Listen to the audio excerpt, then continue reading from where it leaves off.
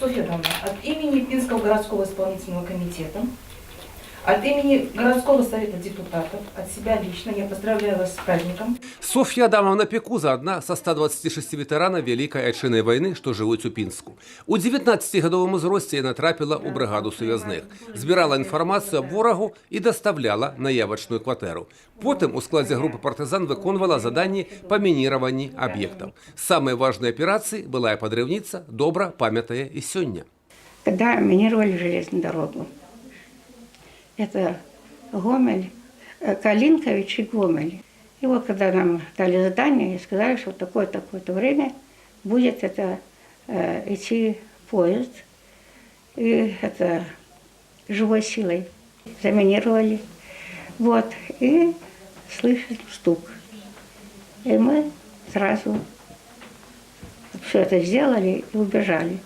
Мы убежали на кладбище на это. І з кладбища вже видим за нами погоні.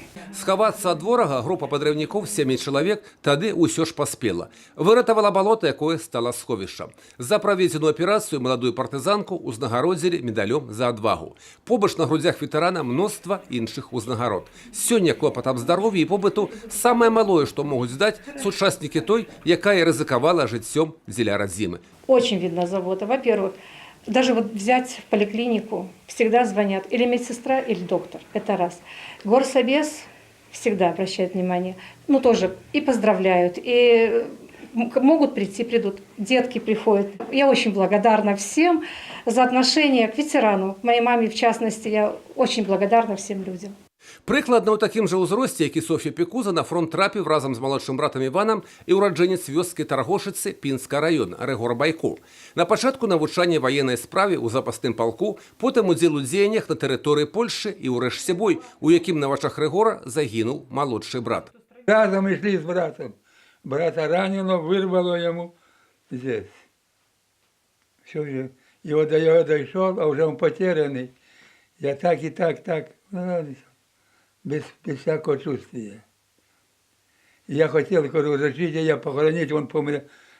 Подберуть без вас. Здесь захований Іван Ригор Миколаевич не ведає і зараз. Пропавшим без весток довгий час лічився і сам Ригор Миколаевич. Дані гэты утрымлівае і книга памяць. Сёння 95-гадовы двойчы орденоносец упэўнены, што тады ён проста павінен быў выжыць. І выратаваць байца павінна была менавіта тая зямля, якую ён з ранняга дзяцінства акрапіў потам сялянскай працы. Пришел, даже поцеловал землю, так начали смешку строить. Як я землю целую. А может, Бог дал, что меня земля спасла.